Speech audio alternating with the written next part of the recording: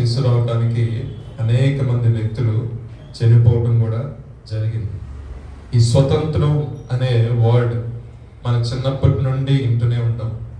మనకి ఊహ తెలిసిన కానండి. మన వాక్యం స్టార్ట్ చేసే ముందు ఎందుకనో నాకు కొంచెం ప్రేరణ చెప్తున్నాను. దయచేసి అవుట్ ఆఫ్ సబ్జెక్ట్ అయిందని మీరు అనుకోవద్దు. కాకపోతే ఈ దినమును పురస్కరించుకొని మన ప్రార్థన కూడికి ఏర్పాటు చేసుకున్నాం కాబట్టి మన యొక్క దేశం గురించి కూడా తెలుసుకోవడం మన బాధ్యత. దేవుడు మనకి ఈ దేశాన్ని ఇచ్చాడు. ఈ యొక్క దేశంలో, ఈ రాష్ట్రంలో, ఈ ప్రాంతంలో మనకు జనమును దేవుడు మనకు అనుగ్రహించనంటే దానికి గల కారణము అది బహు గొప్పదై ఉంటుంది. కాబట్టి ఈ దేశంలో నివసిస్తున్నాం కాబట్టి ఈ దేశం గురించి ఒక 2-3 నిమిషాలు తెలుసుకొని మన వాక్యంలోకి వెళ్దాం.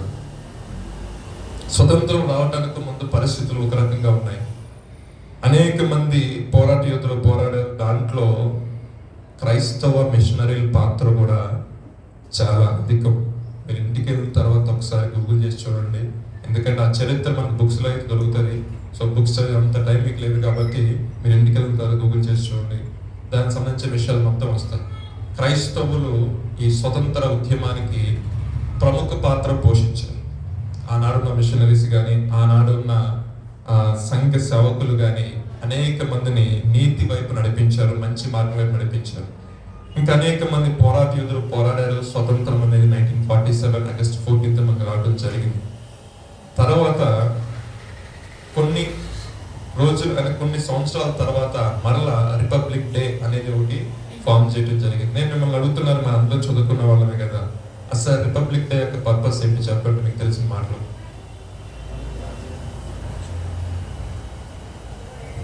అమ్మగారు తప్పితే మిగతా అందరూ చెప్పచ్చు, ఎందుకంటే అమ్మగారు టీచర్ గారు కాబట్టి చెప్పండి. చెప్పచ్చు, ఎవరైనా చెప్పచ్చు. అమల్లోకి వచ్చింది. మరి అంతకుముందు ఏది అమల్లో ఉంది? మనకే మనం ప్రశ్న వేసుకోవాలి ఎప్పుడైనా సరే. ఎందుకంటే మనం ఈ దేశం నివసిస్తున్నాము, ఈ దేశం చెందిన వారం కాబట్టి అసలు ఏంటి ఈ గణతంత్ర దినోత్సవం, ఈ రిపబ్లిక్ డే ఏంటి? అవును, కరెక్ట్, తమ్ముడు చెప్తుంది కరెక్టే. రాజ్యాంగం అనేది అమల్లోకి వచ్చింది. రాజ్యాంగం ఏం తీసుకొచ్చింది మనకి చెప్పండి. చెప్పొచ్చు, అందరూ చెప్పొచ్చు. స్వేచ్ఛ. ప్రభు యొక్క ఆత్మ ఎక్కడున్నో అక్కడ స్వతంత్రం ఉన్నట్లు ఈ రాజ్యాంగం మనం తీసుకొచ్చింది ఏంటంటే స్వేచ్ఛ, భావ స్వేచ్ఛ, మత స్వేచ్ఛ. అంటారు కదా, ఎవరైనా మాట్లాడవచ్చు, ఎవరు ఏ మతాన్నైనా స్వీకరించవచ్చు. అంతవరకు ఒకే విధానంలో వాళ్ళ సంఘంలోనే ఉండే, వాళ్ళు చెప్పిందే వేదం, వాళ్ళు చేసిందే చట్టం. వాటన్నిటిలో నుండి 1947 ఆగస్ట్ 15 మన స్వతంత్రం వచ్చినప్పటికీ కూడా సంపూర్ణ స్వాతంత్రం అనేది రాలేదు. బ్రిటిష్ వాళ్ళ ఏదైతే శాసనాలు ఉన్నాయో ఆ శాసనాల్లోనే కొంతకాలం ప్రభుత్వాలు కొనసాగాయి. తర్వాత వాళ్ళకి అనిపించింది ఏంటంటే ఇది ఎక్కడ కూడా ఎవరికి న్యాయంగా అనిపించట్లేదు అన్నప్పుడు ఒక కమిటీ వేశారు. కమిటీకి ఒక నాయకత్వం పెట్టారు. మీకు అందరూ తెలిసిన వ్యక్తి, మనందరూ తెలిసిన వ్యక్తి ఎవరండి? చెప్పండి గట్టిగా. అయ్యా స్వరం కూడా రావట్లేదు చెప్పడానికి. రాజ్యాంగ నిర్మాత ఎవరు? చెప్పడానికి మొహాటకు ఫీల్ అవుతా, చెప్పడం ఆయన పేరు చెప్పడానికి ఇష్టపడలేదు. Doctor B R Ambedkar. రాజ్యాంగాన్ని ఆయన ఆ కమిటీలో నియమించినప్పుడు ఆయన ప్రాముఖ్యమైన వ్యక్తిగా నియమించి ఆయన ద్వారా రాజ్యాంగాన్ని పూర్తి చేశారు. చేసి మరలా గవర్నమెంట్ ఫామ్ అయినప్పుడు, పార్లమెంట్ సమావేశాలు జరిగినప్పుడు జనవరి 26న అందరికీ, భారతదేశంలో ఉన్న ప్రజలందరికీ, చిన్న నుంచి పెద్ద వరకు, మన దేశంలో ఎక్కువ ఉంటాయి కదా, నానా రకాల విధానాలు ఉంటాయి కదా, సాంప్రదాయాలు, ఏ ఒక్కరికి ఎటువంటి ఇబ్బంది కలగకుండా, ఎవరికి నష్టం వాటిల్లకుండా వాళ్ళందరికీ కూడా న్యాయం జరగాలనే ఒక ముఖ్య ఉద్దేశంతో బ్రిటిష్ వాళ్ళ చట్టాన్ని పక్కన పెట్టేసి మన భారతదేశంలో ఉన్న వాళ్ళందరికీ కూడా ఒక ప్రత్యేకమైన లా తీసుకుని వచ్చారు. దేవునికి స్తోత్రం, హల్లెలూయా. దాంట్లో భాగంగానే క్రైస్తవులు ఎక్కడైనా సువార్త ప్రకటించవచ్చు. దేవునికి స్తోత్రం, హల్లెలూయా.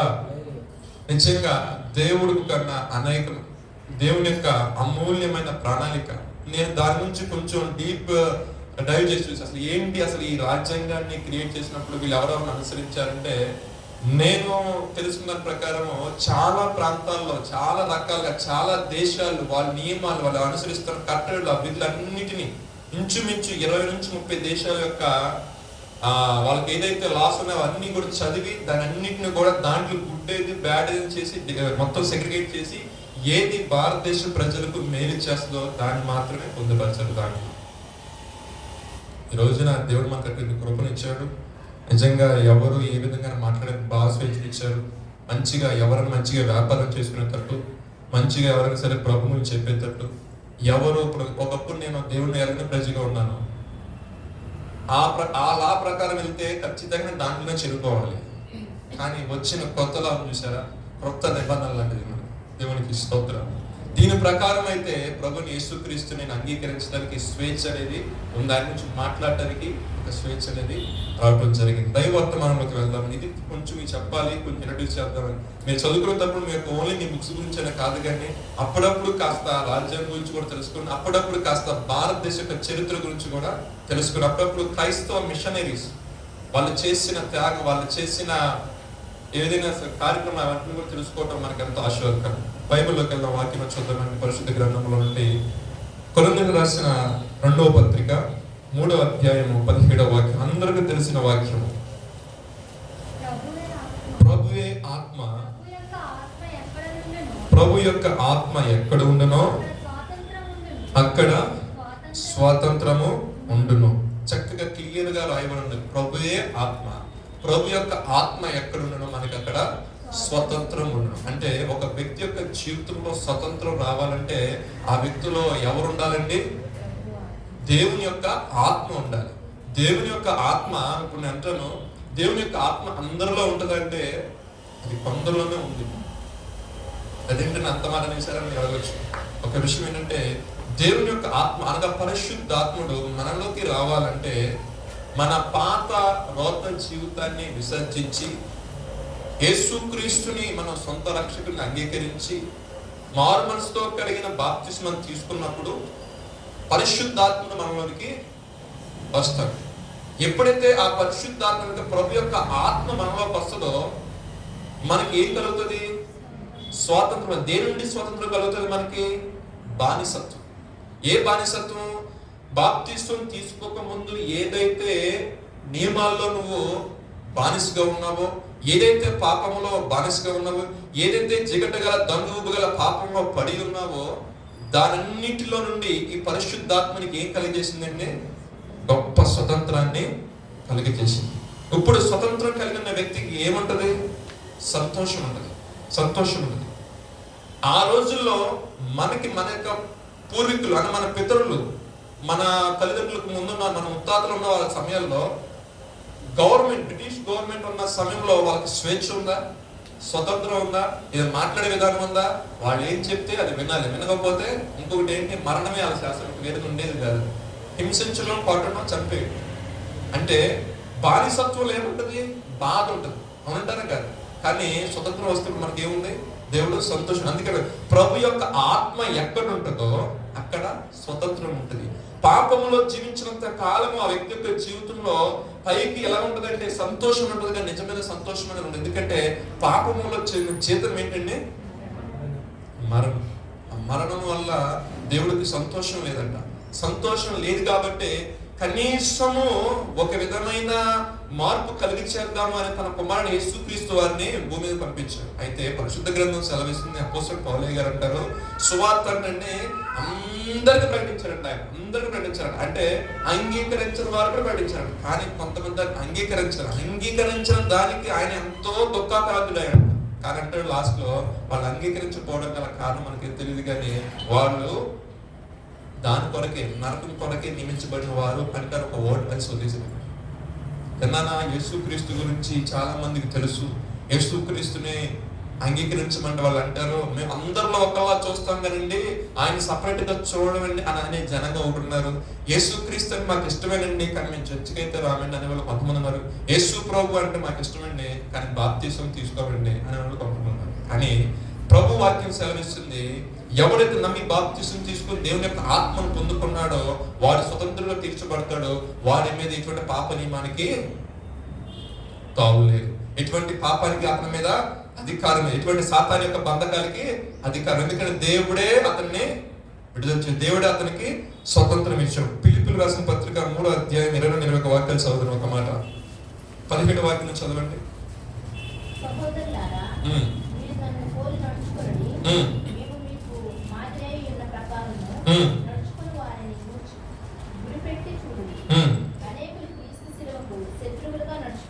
అనేకులు క్రీస్తు శిలువకు శత్రువులుగా నడుచుకొనుచున్నారు.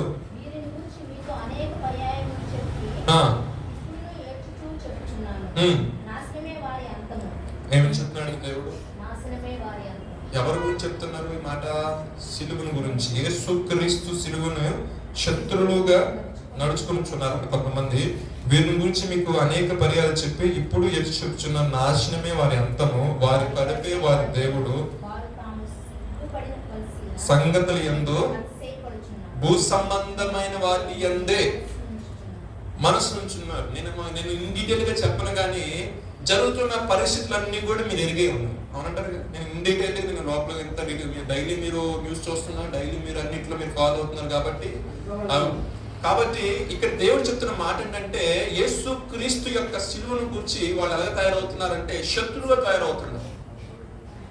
అంటే క్రీస్తుని అంగీకరించి జనంగా ఉంటున్నారు. క్రీస్తు మాకు అవసరం లేదయ్యా, ఎవరికైనా చెప్పు మాకు వద్దు.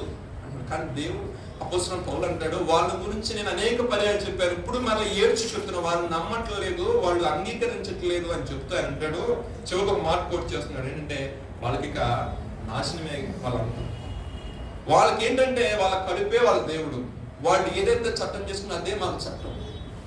ఈ భూ సంబంధమైన వాటి అందే వాళ్ళ మనసు ఉంటుంది, కానీ పరలోక సంబంధమైన వాటి అందు వాళ్ళ మనసు ఉండదు. కాకపోతే మనకంటూ ఒక నిరీక్షణ చదవండి. అది మన పౌరస్థితి ఎక్కడ ఉందండి? పరలోకం. మనకు భూ సంబంధమైన దాని గురించి మనం పట్టించుకునే అవసరం.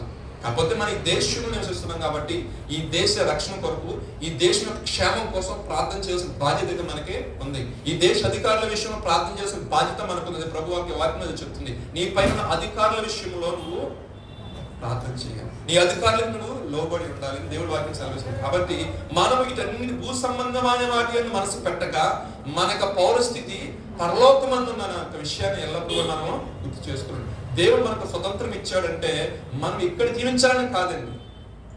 యేసు ప్రభు వారిని సిలువ వేయడానికి ముందు ఆయన తీసుకెళ్ళి నిలబెట్టినప్పుడు మాట అడిగాను, ఆయన నీ రాజ్యం అంటున్నావు, ఎక్కడ ఉంది నీ రాజ్యం? ప్రభు ఏమన్నారు? నా రాజ్యము భూ సంబంధమైనది కాదు. దేవునికి స్తోత్ర, హల్లెలూయా. ఆయన రాజ్యం భూ సంబంధమైనది కాదండి. అందుకే మన యొక్క పౌరసత్వం ఎక్కడ నుంచి చెప్తున్నాడు ఆయన? మన యొక్క పౌరసత్వం పరలోకమందు ఉంది. ఎందుకంటే ఆయన మన కొరకు నివాసమును ఏర్పరచడానికి వెళ్ళున్నాడు. ఆయన మరలా తిరిగి రాబోతున్నాడు. తిరిగి రాబోతున్న మనం ఇంకా అదే పాపంలో ఉన్నామనుకునే ఆయన సంతోషం లేదు.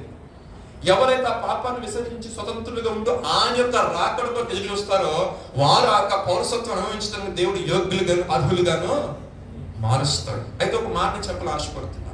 అపోస్తలుడైన పౌలయ్య గారు ఒక చోట వర్తమానం చెప్తా ఉంటే బంధించి తీసుకుని వెళ్ళి చెరసాల వేసే సందర్భంలో అక్కడ యూదులు అందరూ కూడా ఇతను ఒకప్పుడు యేసు ప్రభు గురించి ప్రకటించే వాళ్ళని అందరూ కూడా సిలువ చంపాడు, ఇప్పుడు ఈయనే యేసు ప్రభు ప్రకటిస్తున్నాడు, ఈయన చాలా దోషం చేస్తాను, చాలా ద్రోహం చేస్తున్నప్పుడు ఈ పౌలయ్య గారిని పట్టుకొని ఏం చేశారంటే సిలువ వేయడానికి ఏదో రంగు హింసిద్దామని తీసుకెళ్తున్నప్పుడు ఆయన అన్నాడు, అది తీసుకెళ్లి వ్యక్తితో మాట్లాడాడు. ఏమంటే అయ్యో ఒక్కసారి ఇంత ప్రజల గురించి మాట్లాడినప్పుడు దేవుడు ఆయనకి ఇచ్చిన అవకాశం బట్టి ఏంటంటే ఆయన హృదయం తెరిచాడేమో, సరే మాట్లాడిన తర్వాత ప్రభుని గురించి చెప్పాడు. ఆయనకి ఏ విధంగా ప్రత్యక్షత కలిగింది, హింసిస్తాను వెళ్తున్న మార్గంలో, దమస్కోన మార్గంలో దేవుని ప్రత్యక్షత, తర్వాత అననయ్య ఇంటికి వెళ్ళినప్పుడు దేవుడు వారిని స్వస్థపరచడం, బాప్తిసం తీసుకోవడం, మారు మనసు పొందడం, ఇవన్నీ కూడా చెప్పాల్సిన సువార్త మొత్తం చెప్పేసిన అవకాశం వచ్చినప్పుడు చెప్పేసిన తర్వాత వీళ్ళు అంటారు, యూద జనంగా మొత్తం కూడా ఎంతకంటే ద్రోహం ఏం లేదు, ఇతన్ని ఇమ్మీడియట్ ఇప్పుడే చంపానన్నప్పుడు అక్కడ ఉన్న న్యాయాధిపతి ఏం చేస్తాడంటే కొరడాతో పౌరుని కొడతాడు. పౌరుని పట్టుటం ఏంటో పక్కన ఒక శతాధిపతి వచ్చి అంటాడు, నువ్వు రోమిని కొడతావా అంటాడు. ఎందుకంటే మరి ఈయనకి మునుగు పుట్టుకుంటుంది ఒకేసారి వెన్నులో. ఏంటి రోమీడేంటి? రోమీయుడు పుట్టాడు అంటే ఏంటి అని అప్పుడు పౌలుని పిలిచి అడుగుతాడు, దగ్గరికి వచ్చి నువ్వు రోమీయుడువా అని అడుగుతాడు. అని అంటాడు చక్కగా, నేను రోమీయుడిని అనేసరికి ఈయనకి ఉనికి పుట్టుకుంటుంది. మేము ద్రవ్యం ఇచ్చి ఈ దేశం యొక్క పౌరసత్వాన్ని పొందుకున్నాను. అపోస్తలుడు చక్కగా అంట మాట, నీవు ద్రవ్యం ఇచ్చి అంటాడా, నేను ద్రవ్యం ఇచ్చి ఈ యొక్క పౌరసత్వం కొనుక్కున్నా అంటే నేను పుట్టుకతోనే రోమీయుడిని అంటాడు. ఆ మాటకి ఆయనకు భయమేసి శతాధిపతి ఎవరైతే ఆ ఖైదీలు తీసుకెళ్లే వ్యక్తులు ఉంటారు కదా, సైనికులు, వెంటనే ఆయనకు దూరంగా నిలబడి, కొరడా చల్లాల్సిన వ్యక్తి దూరంగా నిలబడి భయముతో నిదానికి తీసుకు అధికారులు చెప్పారంట, ఈయన రోమీయుడు అని చెప్పేసరికి అక్కడ ఉన్న అధికారులు కూడా ఇతను మనం ఏమి హాని చేయొద్దు, ఇతను ఏమైనా హాని చేస్తే రోమ సామ్రాజ్యం వచ్చింది, అది పక్కన పెడితే ఆయన వాగ్దానం చేశాడు కదా, నేను తీసుకెళ్తా కానీ ఇటువంటి హాని చేయను. దేవునికి స్తోత్రం. అంటే ఈ భూ సంబంధమైన పౌరసత్వానికి అంత విలువ ఉంటే మన యొక్క పౌరసత్వం ఎక్కడ ఉందండి? దేవునికి స్తోత్రం. దాని విషయమై మనం నిరీక్షణ కలిగి ఎదురు చూసేవారు. చదవండి అదే మాట, మన పౌరస్థితి పరలోకమందున్నది.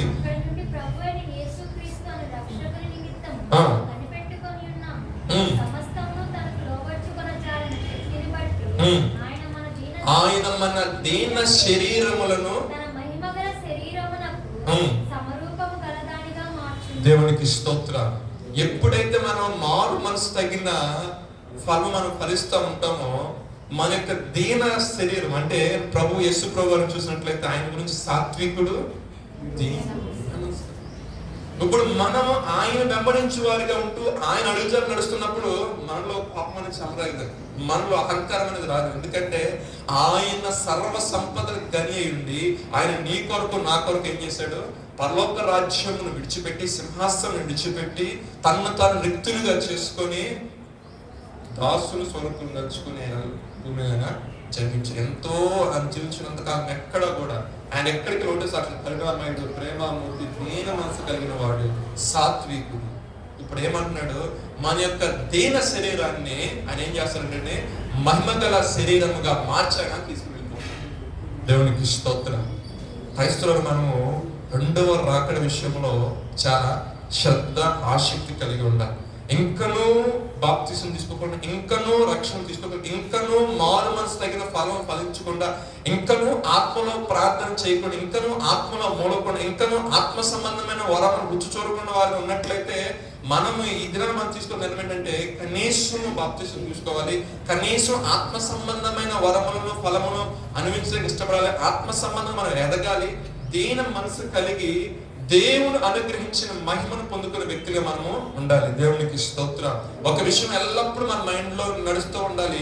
ఈ లోకంలో మనకు శ్రమలు, ఇబ్బందులు, కష్టాలు, ఒడిదుడుకులు వస్తే అనేక మంది మనం నిందిస్తే, అనేక మంది మనం అవమానపరుస్తారు. అయినా సరే మీరు ఏమంటారంటే మీరు ధన్యులు, మీరు పరలోకం పొంది మీ ఫలము అది నా నిమిత్తం, మీరు నా నామం నిమిత్తం, మీరు అవమానం నా నామం నిమిత్తం మీరు ఎవరి చేత దూషించమన్నా మీరేం బాధపడమాకండి. ఏ విషయం అంటే సార్ మీ యొక్క ఫలము పరలోకమందు అది మాకు చాలా మంది చాలా చిన్న చూపుతో చాలా ఏదో విచిత్రంగా చూస్తూ ఉంటారు. కానీ ఒకసారి కలిపి కలిగినప్పుడు వాళ్ళందరూ కూడా ఏం చేస్తారంటే మాకు చెప్పు ప్రభు గురించి, మాకు చెప్పు క్రీస్తు గురించి, మాకు చెప్పు నా మాట యేసు ప్రభు గురించి చెప్పయ్యా అని అడిగింది నా వస్తుంది. అందరూ కూడా దేవుడికి స్తోత్రం. హల్లెలూయా. ఇంకొక మాట చూద్దామండి. 2వ దినవృత్తాంతాలు 7వ అధ్యాయం 14వ వాక్యంలో ఒక మాట రాయబడింది. నా పేరు పెట్టబడి నా జీవనం తమను తాము తగ్గించుకొని నన్ను వెతికి విని వారి పాపమును క్షమించి. చాలండి, చాలా చక్కటి మాట రాశారండి. మీరు అడగచ్చు మరి మేము ఏం చేయాలంటే, ఆయన పేరు పెట్టిన జనంగా మన తల్లిదండ్రులు భక్తి కొనసాగించుంటారు, మన తల్లిదండ్రుల ద్వారా మన భక్తి తెలుసుకుంటాం, మన ఫ్రెండ్స్ ద్వారా యేసుక్రీస్తుని తెలుసుకుంటాము, లేదంటే మన తాత ముత్తాత నుండి మన ప్రభుని తెలుసుకుంటాం. కానీ మనకై మనకు ఒక ప్రత్యేకమైన జీవితం ఉండాలి. అదే ప్రభు కోరుకుంటుంది. తమ్మును తాము చూడండి, నా పేరు పెట్టుకుని నా జీవితం తమ్మును తాము తగ్గించుకొని ప్రార్థన చేసి నన్ను వెతికి. ఇప్పుడు చదవండి, తమ చెడు మార్గములను విడిచిన ఎడల ఆకాశము నుండి. చాలండి, చాలా మంది నేను ప్రార్థన చేస్తానని నేను వింటలేదు అని అనుకుంటారు. కొన్ని ప్రార్థనలు ప్రభు కావాలని కొన్ని విషయాలు ఆలస్యం చేస్తారు. దాని నుంచి తప్పు మాట్లాడను. కానీ కొన్ని విషయాలు కొంతమంది ప్రార్థన అంటే తమ జీవితాన్ని సరి చేసుకోకుండా ఎలా ఉంటుందంటే, ప్రార్థన మార్గం ప్రభు ఇవ్వు అంటాడు. మీకు అర్థమవుతుంది చెప్పే మాట? మీకు చెప్తుంది అర్థమవుతుందా? ప్రవర్తన మారదు, ప్రభు ఇవ్వు అంటాడు. ప్రభు ఇవ్వటానికి ఇష్టడే. ఆయన ఏం చూస్తుంటే ప్రవర్తన మార్చుకొని ఇస్తా అన్నాడు ఆయన. నేను మార్చుకొని ఇవ్వమంటాం మనం. నువ్వే ఉండడు అంటే అన్ని తల్లిదండ్రులు బెడ్లో మొండితనం ఉన్నారు అనుకోండి, మనం చాలా మొండిగా ఉంటే డాడీ మొండిగా ఉండడా? ఉండకూడదా? నేను జన్మలు కడుగుతున్నాను. ఆయన కట్టుకుని పుట్టిన బెడ్లే మనం చాలా మొండిగా ఉంటే మనం జన్మించిన తల్లిదండ్రులు వాళ్ళకి ఎంత మొండిగా ఉండొచ్చు అని అనుకుంటాను. ఉండాలి కదా. ఆయన అంటాడు, నేను నీకు ఇచ్చేది శ్రేష్టమైంది, పరిశుద్ధమైంది, పవిత్రమైంది నీకు ఇవ్వాలనుకుంటున్నాను. నీ చేతులు కడుక్కోరా బాబు, నీ చేతులకి నీ దేహానికి అయినా ఆ మళ్ళని కడుక్కోరంటే లేదు, నేను ఎట్టే తీసుకుంటాను, నాకు ఇవ్వంటే ఇవ్వాలని మనసు తండ్రికి ఉన్న లోపల అంటది. కొంచెం వాడు సరి చేసుకోవచ్చు కదా, నేను ఇచ్చేది విలువైంది కదా. అదే దేవుడు చెప్తున్నమాట. మన మార్గాలు, చెడు మార్గాలని సరి చేసుకొని, చెడు నడతలను సరి చేసుకొని, అంటే ఆయనకి చెడు అంటే లేదు, ఆయనకి ఇష్టం లేని క్రియలు మనలో ఏమన్నాయంటే ప్రత్యేకంగా ఇది అని నేను ఇండికేట్ చేసి చెప్పను, కానీ ప్రతి ఒక్క మనస్సులో ఉంటుంది. ప్రతి ఒక్క పనిలో మనం చేసేటప్పుడు ఇది దేవుని చిత్తానుసారమైన పని లేదా దేవునికి ఇష్టమైన కార్యమా అని క్రైస్తవులు చెప్పనవసరం లేదండి.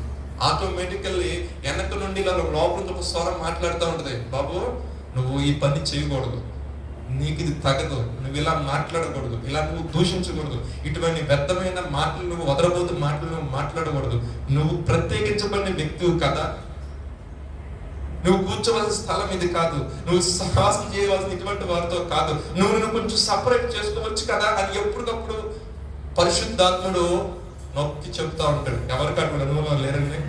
ఉన్నవారు ఒకసారి ఇప్పుడు హస్తాలు చూపించండి. ఎవరికి ఇప్పుడు అనిపించింది? నాకైతే చాలాసార్లు అనిపించింది. ఏమో ఐటీ సెక్టర్ అంటే చదువుకున్న మాటలు, ఐటీ సెక్టర్లో మనం పోతున్నాం అంటే మీకు తెలుసు మా కల్చర్ ఎట్లా ఉంటుంది. కానీ కల్చర్ అలా ఉన్నప్పుడు నాకు సపోర్టర్లుగా మామూలుగా ఏదో వర్డ్స్ వాడుతూ ఉంటారు. నేను వింటా ఉంటాను. మనసు అంటది ఒళ్ళు దగ్గర పెట్టుకో, ఏమంటది ఒళ్ళు దగ్గర పెట్టుకో, లేదా ఈ బద్దలైపో రైట్. మన నోట్లో వచ్చారు. మొన్న మా ఆర్కిటెక్ట్ నేను 2 సంవత్సరాల పాటు చూస్తున్నారా శ్రీకాంత్ దేవుడిని, కనీసం ఒక బూత్ మాట అంటాడేమో అనుకుంటున్నాను, కానీ రావట్లేదు నీ నోట్లో నుంచి రాదు. ఎందుకు నా మూతి పైకి వస్తాయి. దేవునికి స్తోత్రం, హల్లెలూయా. అన్ని గమనిస్తారు మన ప్రవక్త, దేవుని దగ్గర ప్రజలు గమనిస్తారు మన యొక్క ప్రవక్త. నిజంగా మన యొక్క మార్గాన్ని మనం సరి చేసుకొని మనమంట ఆయన వెతికి మన మార్గాలు సరి చేసుకున్నప్పుడంట ఆకాశమందు ఆశ్రయమైన దేవుడు అంట మన ప్రార్థన చేసినప్పుడు వెనువెంటనే మన ప్రార్థనని ఆలకిస్తారంట. ఆలకించడమే కాదు, మన దేశం కోసం ఎంతో ప్రార్థన చేయబోతున్నాం. ఇప్పుడు దాన్ని మీరు ఆరాధన చేసే చక్కగా పాటలు పడారు భారతదేశం గురించి, దాన్ని బట్టి ప్రత్యేకమైన వందనాలు మీకు.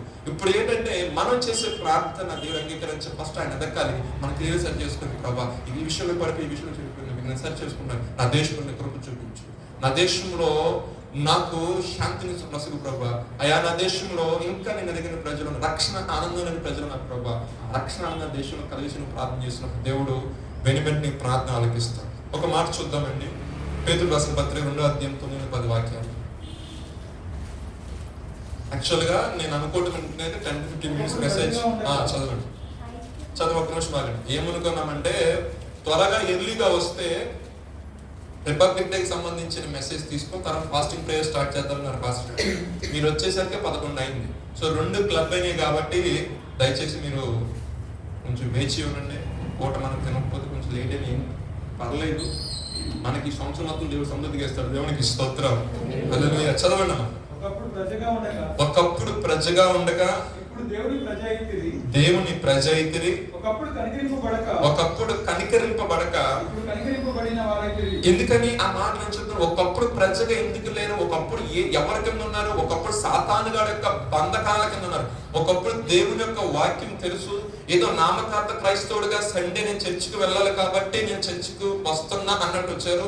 ఏదో ఆరాధన చెయ్యాలి కాబట్టి ఆరాధన చేస్తున్నా, ఏదో పాస్టర్ గారితో ప్రార్థన చేయించుకోవాలి ప్రార్థన చేయించుకోవటం, ఏదో మొక్కుబడిగా 4 కానుకలు ఇవ్వాలి కాబట్టి కానుకలు ఇవ్వటమే, కానీ హృదయం ఎలాగుందండి? దేవునికి దూరంగా. ఎప్పుడైతే నీ హృదయం ప్రభుకు దగ్గరగా వస్తుందో అప్పుడు దేవుని యొక్క లిస్టులకు నువ్వు చేర్చబడతావు. అదే చెప్తాను, ఒకప్పుడు ప్రజగా లేవంట, కానీ ఇప్పుడు దేవుని యొక్క ప్రజ. అంటే ఒకప్పుడు క్రైస్తవుడు ఉండవలసిన క్వాలిటీస్ నీకు లేవు. ఎప్పుడైతే నువ్వు దేవుని సొంత రక్షణగా అంగీకరించావో దేవుని యొక్క భయం నీకు వచ్చింది. ఇంత గొప్ప రక్షణ నేను ఎలా నిర్లక్ష్యం చేసి తప్పించుకుంటాను, అని ఆ రక్షణ ఎలా కొనసాగిస్తున్నావు? భయముతోనూ వణుకుతోనూ కొనసాగిస్తున్నావు. ఆ భయము వణుకు ఉన్నప్పుడు ఏంటంటే అర్ధరాత్రి లేచిన దేవుడి పాటలు అవుతాయి, అర్ధరాత్రి లేచిన దేవుని వాక్యం మా ఇంటికి వస్తాయి. ఎప్పుడు కూర్చుని ఎక్కడ కూర్చుని దేవుని కూర్చుని ధ్యానమే ఉంటుంది. ఎందుకంటే ఆ రక్షణ నేను ఏం చేస్తుందంటే మరింతగా నేను భయపడుతుంది దేవుడి విషయం. ఇంకా నువ్వు పరిశుద్ధతలోకి వెళ్ళిపోవాలి, సంపూర్ణతలోకి వెళ్ళిపోవాలి, పరిపూర్ణతలోకి వెళ్ళిపోవాలి, దేవుని యొక్క రాజ్యం చేరేంత వరకు. అపోస్తలుల పోరాటం, మంచి పోరాటం నేను పోరాడుతుని నా పొరుగు కడ ముట్టించింది, విశ్వాసమును కాపాడుకున్నాయి. ఆయన అంత చక్కని చెప్తాడండి, నా కొరకు బాబా. ఆ మాట చెప్పే స్థాయిలోకి క్రైస్తవ జీవితం వెళ్ళాలండి. ఇప్పుడు ఆయన అంటున్న మాట, ఒకప్పుడు ఆయన ప్రజలుగా లేము, ఒకప్పుడు ఆయన జనంగా లేము, ఏదో నామకార్థ భక్తి. ఇప్పుడైతే ఎలా మార్చబడి ఉన్నామంటే దేవుని సొత్తైన ప్రజలుగాను, రాజులైన యాజక సమూహంగాను, దేవుని చేత అభిషేకించబడిన జనంగముగా, చీకట్లో నుండి ఆశ్చర్యకరమైన వెలుగులోని కండి. అంటే ఒకప్పుడు ఎలా చీకటి సంబంధులుగా, చీకటి జీవితం, చీకటి క్రియలు. నేను మొన్న మధ్యన ఎందుకనో ఈవినింగ్ టైంలో ఇనార్బిట్ మాల్ వెనకాలే ఉంటుంది, వర్గం చెరువు ఒక పార్క్. ఏంటన్నా అన్నీ చెప్తారు మీరు ఎవరిగా చెప్పాలనుకున్న మాట. 4 o'clock ఆ టైంలో జమ్మున వస్తున్నా, వెనక బ్యాక్ సైడ్ మాకున్న వే, అది వెనక నుంచి రావాలి. ఆ టైం నేను కనపడదు, అంత ప్రశాంతంగా ఉంది ఏరియా మొత్తం. చీకటి వచ్చినా చెప్తున్నమాట, చాలా ప్లెజెంట్గా ఉంది, ఫుడ్ కోర్ట్, ఏం జనం హడావుడి ఏం లేదు. మొన్న ఎందుకనో ప్రొడక్షన్ విషయంలో కొంచెం లేట్ అయ్యి నేను స్టార్ట్ అయ్యిందే 8 స్టార్ట్ అయ్యాను ఆఫీస్లో. ఇలా బ్యాక్ సైడ్ వచ్చేసరికి బండి అంతా దారి విషయం చేయాలి. ఇంకా అంత సవివరంగా చెప్పాలనుకోవట్లేదు కానీ చెప్తున్న మాట. అయితే చీకట్లో నుండి ఆశ్చర్యకరమైన వెలుగులోకి దేవుడు లాగాడు కొంతమంది. లాగడం మాత్రమే కాకుండా దేవుని సొత్తైన ప్రజలుగా దేవుడు ఏర్పరచుకొని రాజులైన యాజక సమూహముగా, దేవుని యొక్క నామాన్ని ప్రకటించే వ్యక్తులకు, ఆయన వంశావళులుగా ఆయన ఏర్పాటు చేసుకోవడం. చదవండి మా మాట కిందకి చదువుకుంటండి. అయితే మీరు చీకట్ల నుండి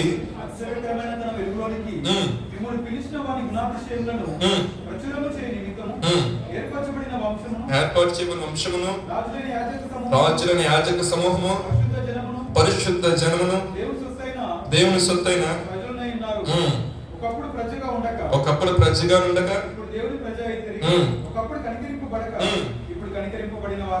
దేవునికి స్తోత్రం. ఒకప్పుడు మనకి ఏం లేదండి, మనం చేసే పాపాల నిమిత్తంగా, చేసే విధానాల నిమిత్తం, చేసే నడిచిన నడవడిక నిమిత్తము దేవుడి చేత మనం కనికరించబడ్డామా?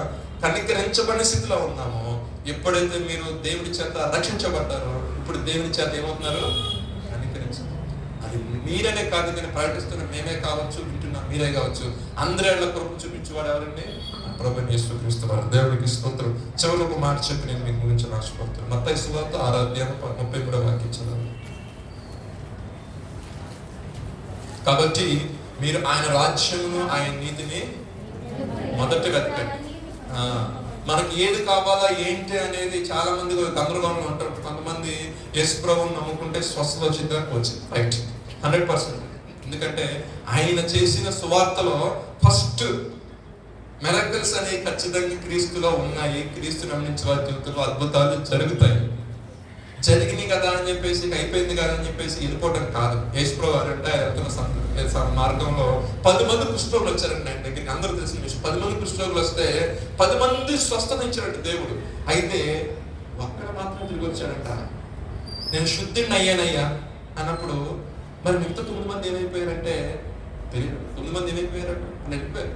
కానీ ఈ అన్యుడు ఒక్కడే వచ్చాక కృతజ్ఞత చెప్పాడంట, అయ్యా నేను శుద్ధినైన ప్రాణంట. అయితే యాజకుడు ద్వారా నియమించిన కానుక నువ్వు. మనం చాలా మంది చెప్తారు సాక్ష్యాలు. అంటే మీరు ఎప్పుడు చూసిన డబ్బుల గురించి చెప్తారన్నారు. నేను డబ్బు గురించి మాట్లాడిన మాట చెప్పాలి.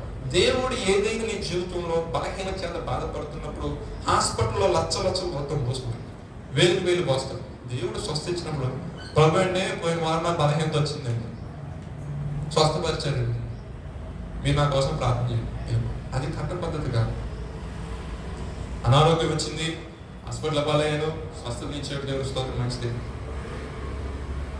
హాస్పిటల్ పాలయ్యాను, డాక్టర్ వాళ్ళ ముందురాను దేవుడు కోసం వస్తాను. నువ్వు స్వస్థత అందించుకోవాలి ప్రభువే కదా. మెడిసిన్ అనేది కొంతవరకు ఎప్పుడైనా సంపూర్ణ స్వస్థ, సంపూర్ణ విడుదల నీకు ఆయుష్కాలం అనుగ్రహించేది మన ప్రభువే. అని బట్టి నీవు ప్రభు నియమించిన దాని ప్రకారం కృతజ్ఞతగా సాక్ష్యం చెప్పడం కాకుండా కృతజ్ఞతగా నీ కానుక చెల్లించడం అనేది చాలా ఆశీర్వాదకరమైన విషయం. నేను చెయ్యండి అని చెప్పేవారు కానీ ప్రోత్సహించమని కానీ ఖచ్చితంగా చేయాలి అనే వ్యక్తి మనకి కాదు. ఎందుకంటే ప్రభు లేఖన మనం చెప్పి వెళ్తున్నారు. అది ఆచరించడం ఆచరించకూడదు మీ ఇష్టం. చెప్పకపోతే పాపం నాది. వాస్తవం చెప్పకపోతే పాపం నా లెక్కలేస్తుంది. 10 మంది కుష్ఠరోగులు వచ్చినప్పుడు 9 ఒక్కడు వచ్చారు కదా. వచ్చినప్పుడు వాళ్ళు ఏమన్నాడు, దేవుడు అద్భుత కార్యం చేసినప్పుడు అయ్యా నాకు కళ్ళు కనపడుతున్నాయి, అయ్యా నాకు గుడ్డోడు కదా నాకు. ఇంకొకటి వచ్చారు కదా లాస్ట్ వీక్ మనం చదువుకున్న మెసేజ్ లో లాస్ట్ వాక్యం చెప్పుకున్నప్పుడు యేసు నీకు ఇష్టమైన స్వస్థపరచవా అన్నప్పుడు, నేను స్వస్థపరచ నాకు ఇష్టమన్నప్పుడు అన్నాడు, నేను స్వస్థత ఉంది వెంటనే యాజకుని క్రమం ప్రకారం నియమించిన కానుకడికి వెళ్ళి యాజకునికి నీ దేహాన్ని కనపరుచుకో, ఇగో నా దేవుడు నాకు స్వస్థ దేహాన్ని చూపించు ఆయన చెప్తున్న ప్రకారంలో సమర్పించు. దేవుడికి స్తోత్రం, హల్లెలూయా. అయితే ఈ లోక సంబంధంగా మనం జీవించకూడదు, కానీ కాకపోతే ఈ లోపల ఉంటున్నాం కాబట్టి ప్రత్యేకమైన జనాంగంగా ఉంటుంది. మనకి ఏది అవసరమో అది అడగడం తప్పలేదు అంటే. కాబట్టి అన్నిటికంటే ముఖ్యమైనది ఏంటంటే ఆయన రాజ్యాన్ని ఆయన నీతిని వెతకాలి. మొదట ఆయన రాజ్యాన్ని నీతిని వెతకాలనుకోండి, మనకి ఏది అవసరమో మన అవసరాలన్నింటినీ కూడా ఆయన తీర్చు దేవుడే ఉన్నాడు. అంటే మనము దేవుని ఎందుకు అని మనము దేవుని యొద్దకు వస్తే అంట ఆయన ఏం చేస్తాడు, మన యొద్దకు వస్తాడు. ఫర్ ఎగ్జాంపుల్ నా దగ్గరికి ఒక గొప్ప వ్యక్తి వచ్చాడు అనుకోండి, నా దగ్గరికి రేవంత్ రెడ్డి గారు కానీ, ఏ జగన్మోహన్ రెడ్డి గారు కానీ, లేదా ఏ పిఎం మోడీ ఎవరో వాళ్ళు వచ్చారు అనుకోండి, వాళ్ళకి నా పరిస్థితి వాళ్ళకి తెలీదా? వాళ్ళు ఒక చిటికేస్తే పరిస్థితులు మార్తే లేదా? అవును కదా. నేను వాళ్ళ దగ్గరికి వెళ్ళాలి లేదా వాళ్ళ దగ్గరికి రావాలంటే ఏదో ఒక ఖచ్చితంగా మా ఇద్దరితో ఒక లింక్ అనేది ఉండాలి. అవునంటారు కదా. ఈ లింక్ కనెక్టివిటీ ఏదంటే పరిశుద్ధాత్మ దేవుడే. దేవునికి స్తోత్రం. ఈ పరిశుద్ధాత్మ దేవుడు మరి నీలో పని చేయాలంటే దానికంటే ఒక స్టెప్ ముందుకు వద్దాం. రివర్స్ ఇంజనీరింగ్ అనేది దానికి స్టెప్ ముందు ఏంటంటే బాప్టిజం అనేది నువ్వు తీసుకోవాలి. నువ్వు బాప్టిజం తీసుకోవాలంటే బాప్టిజం ముందు మారు మనసు పొందాలి. మారు మనసు పొందాలంటే సంఘ క్రమంలోకి రావాలి. సంఘ క్రమం రావడం క్రైస్తవుడిగా ఇప్పుడు రెండింటి నుంచి రండి క్రైస్తవులు మార్చబడాలి. సో 2 ways ఎప్పుడైనా ఆలోచించుకోవాలి. ఆశీర్వాదం కొన్ని పొందకూడని కారణాలు ఏంటంటే మనం ఏంటంటే ఏదో నామకార్థం భక్తులు వెళ్ళిపోకూడదు. మనము హక్కుదారులుగా ఫీల్ అవ్వాలి. దేనికి? వాగ్దానం. ఆమేన్, హల్లెలూయా. ఆయనకేం చేస్తాడో నాకు నీకు కూడా చేస్తాడు, అందరికీ చేస్తాడు. యెహోవా అందరికి ఉపకారి, అందరికీ, ఈ సర్వ ప్రపంచంలో ప్రతి ఒక్కరికి కూడా ఆయన ఉపకారి అన్నాడు. దేవుడికి స్తోత్రం. చివరిగా ఒక మాట. కాబట్టి సహోదరులారా, రోమీయులకు రాసిన పత్రిక 12వ అధ్యాయం 1వ వాక్యం ముగిస్తాను, సమయం చాలా అయిపోయింది. రోమీయులకు రాసిన పత్రిక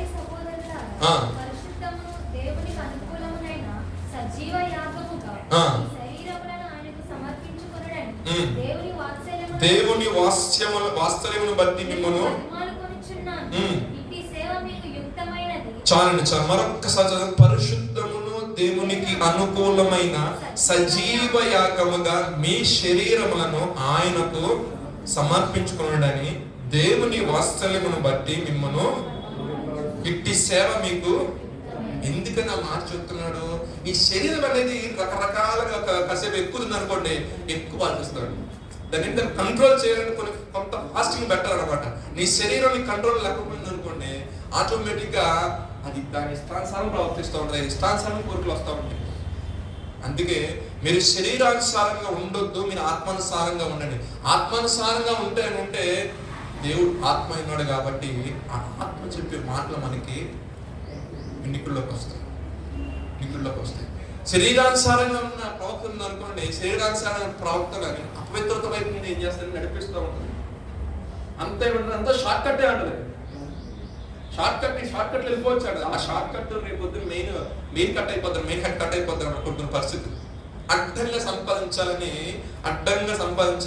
టెలికాం మనం చిన్నప్పుడు చదువుకుంటున్నాం.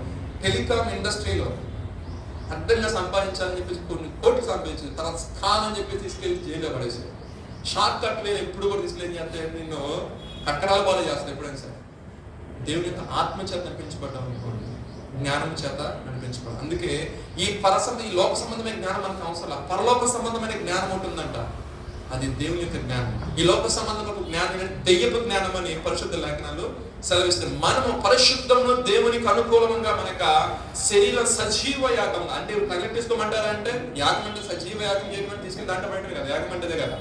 ఆ విధంగా కాదు, లోక పాపం మనకు రాకుండా దేవుని అనుగ్రహించిన రక్షణ చుట్టూ ఉందనుకోండి, లోక సంబంధించి వ్యక్తులు కానీ, లోక నాదులు కానీ, లోకంలో ఉన్న పరిస్థితులు కానీ నీ వైపు రాకుండా ఆ రక్షణ అంటే అదే కదండి, అవునా కదా? రక్షణ అంటే ఏంటంటే ప్రొటెక్షన్. మనకి మన చుట్టూ ఏముంటుంది, ఒక కంచె ఉంటుంది, ఒక అగ్ని ఉంటుంది. అది నిన్ను పాపంలో పడిపోకుండా ఈ రక్షణ నిన్ను కాపాడుతుంటుంది. దేవునికి స్తోత్రం. కింద చదువుకుంటున్నామా, అనుసరింపక ఉత్తమమును అనుకూలమును సంపూర్ణమైన దేవునికి చిత్తం మీద పరీక్షించి తెలుసుకున్నట్లు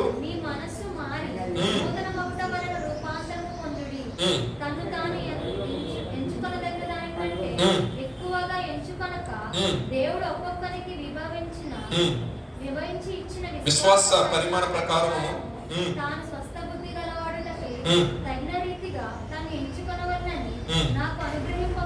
చాలు చాలు చాలు. దేవుడు మనకు అనుగ్రహించిన కృపను బట్టి ఎవరు హెచ్చించుకోకుండా దాన్ని అనుగ్రహించిన దేవుని మన భయభక్తులుగా నడిచినట్లయితే దేవుడు కూడా ఇంకా మనల్ని ఆశ్రయిస్తాం. దేవుడు నీకు కృపావరం ఇవ్వచ్చు, ఆశ్రయించే వరం ఇవ్వచ్చు, స్వస్థత వరం ఇవ్వచ్చు, ఏదైనా ఇచ్చి ఉండొచ్చు. వాటన్నిటి విషయంలో కూడా మనం ఏంటంటే ప్రభుకి ఎల్లవేళ మన కృతజ్ఞతాస్తుతులు చెల్లించేవారుగా ఉండాలి. ఇంకొక మాట చెప్తాను, అదే రోమిలకు రాసిన పత్రికలో 9:24 ఒకసారి చదవని ముగిస్తాను. 9:24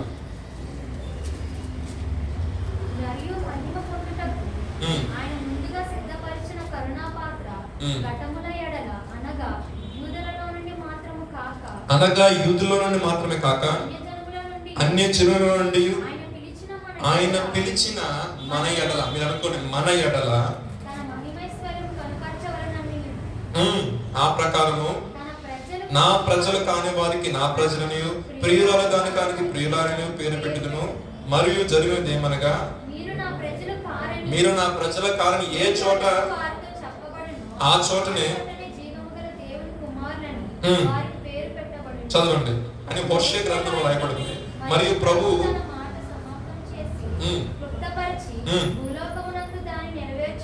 గనుక ఇశ్రాయేలు కుమారుల సంఖ్య సముద్రపు ఇసుక రైలు వలె ఉన్నప్పటికీ కూడా ఎంతమంది రక్షించబడతారండి? మన భాషలో శాసనం అంటే ఎంతండి చెప్పండి. ఇశ్రాయేలు ప్రజలు ఎలా ఉన్నారంట? ఇసుక రేణు వల్ల విస్తరించినప్పటికీ. ఎక్కడ రాసిన పాయింట్? ఓల్డ్ టెస్ట్మెంట్ రాశాడు, న్యూ టెస్ట్మెంట్ లో రాశాడు. అంటే అప్పటికే ఇశ్రాయేల్ జనంగా ఉంది, అప్పటికే యేసు ప్రభువు వారు ఆ ప్రాంతానికి వచ్చారు, అప్పటికే మారు మనసు పొందండి, బాప్తిసం తీసుకోండి, పరలోక రాజ్యం సమీపం ఇస్తుందని చెప్పాడు. సువార్త ప్రకటించాడు. ఎవరు ప్రకటించాడు? అందరూ ప్రకటించారు. ఇశ్రాయేల్ ప్రజలు ఉన్నారు అక్కడ, అవునా కదండి? కానీ మరి అంత ప్రకటించినప్పటికీ అన్నిలేగా మనకి ఎంత రక్షణ ఇచ్చాడు దేవుడు కదా, ఎంత గొప్ప రక్షణ ఇచ్చాడు. మరి ఇశ్రాయేల్ కుటుంబం నుంచి ఆ గోత్రం నుంచి మన ప్రభు వచ్చి యుద్ధ గోత్రం నుంచి వచ్చిన మన వాడిని శేషం చేసాడండి, జీరో చేసాడండి ఆయన. మీకు ఇప్పుడు వచ్చింది ఆలోచన? అది ఇప్పటికీ కూడా యేసుక్రీస్తుని అంగీకరించిన స్థితిలోనే ఉన్నాయి. 10వ అధ్యాయం మొదటి అదర్థంలో ఏం చేస్తుంది? ఇశ్రాయేలు రక్షణ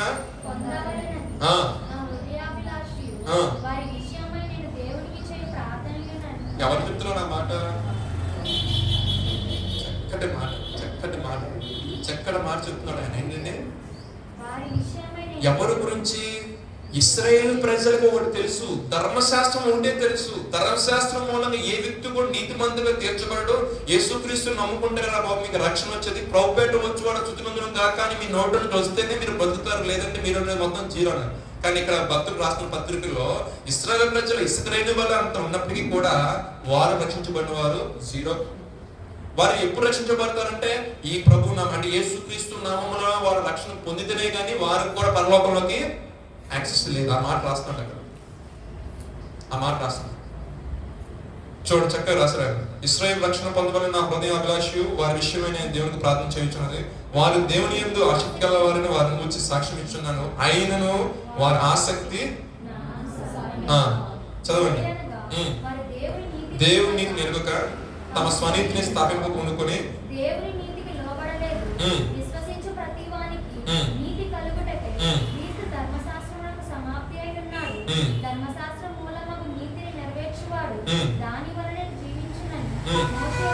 కిందకి చదువుకుంటూ వస్తుంటాడు. ధర్మశాస్త్రం మూలంగా మా వ్యక్తి కూడా నీతిమంతుడు తీర్చబడ్డ కానీ యేసు ప్రభుని మీరు అంగీకరించి యేసు ప్రభుని తెలుసుకొని మారు మనసు పొంది ఈ ప్రభువే మా ప్రభుని మీరు అంగీకరించుకొని నోటితో ఒప్పుకొని మారు మనసు పొందినప్పుడు మీరు దేవుడు ఏం చేస్తారంటే రక్షణలోకి వారిని నడిపిస్తారు. నడిపించినప్పుడు ఏం జరుగుతుందంటే మన యొక్క జీవితంలో గొప్ప స్వతంత్రం అనేది ఉంటుంది. ఎప్పుడు మన స్వతంత్ర దినోత్సవ వేడుకలు జరుపుకున్నా, గణతంత్ర దినోత్సవ వేడుకలు జరుపుకున్నా దేవుడు మన జ్ఞాపకం చేసుకున్నారు. ఒక మాట నేను చెప్పి క్లోజ్ చేస్తానండి. ఒకప్పుడు బానిసత్వం అంటే పాపంలో స్వతంత్రం అనేది 1947 వచ్చింది. అంటే క్రీస్తుని అంగీకరించమనుకోండి. క్రీస్తుని అంగీకరించిన తర్వాత నువ్వు కంప్లీట్ గా మార్మల్స్ ఇప్పుడు పొందుతావు. కొన్ని నెలలు పడుతుంది కంప్లీట్ మార్మల్స్. అంటే 1952 జనవరి 26 అనుకోండి బాప్టిజం తీసుకున్నారు. బాప్టిజం తీసుకున్నారు. ఇప్పుడు ఏమొచ్చింది? ఫుల్ స్వతంత్రం, ఫుల్ స్వేచ్ఛ. జస్ట్ అలా కంపేర్ చేసుకోండి. క్రీస్తుని అంగీకరించే ముందు జీవితం ఎలా ఉంది, క్రీస్తుని అంగీకరించి పొందడానికి భక్తి చేసినప్పుడు జస్ట్ నీకు స్వతంత్రం జస్ట్ వచ్చిందంటే పరిపూర్ణ స్వతంత్రం రాలి. ఎప్పుడు నీకు పరిపూర్ణ స్వతంత్రం వస్తుంది అంటే యేసు క్రీస్తుని సొంత రక్షకులుగా అంగీకరించి నమ్మి బాప్తిస్మం పొందుకొని ఆ రక్షణ ద్వారా పరిశుద్ధాత్మను పొందుకొని ఆ రక్షణ భయముతో వణుకుతో నువ్వు కొనసాగించినప్పుడే నీకు స్వతంత్రం వచ్చింది. దేవునికి స్తోత్రం. మూలంగా ఇచ్చిన అవకాశం బట్టి దైవజనులు నా ప్రత్యేకమైన వందనాలు. దయచేసి ప్రార్థన చేసుకుందామండి. కొన్ని నిమిషం మన మధ్యన సహోదరు సతీష్ గారు ప్రేయర్లో నడిపిస్తారు మన దేశం నిమిత్తం.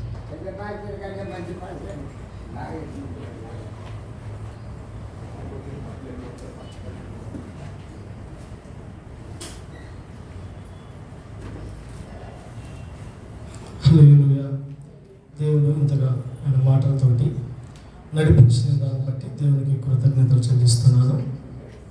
అదేవిధంగా ఒక చిన్న మాట ఏంటంటే, ఇందాక ఆరాధన చేసేటప్పుడు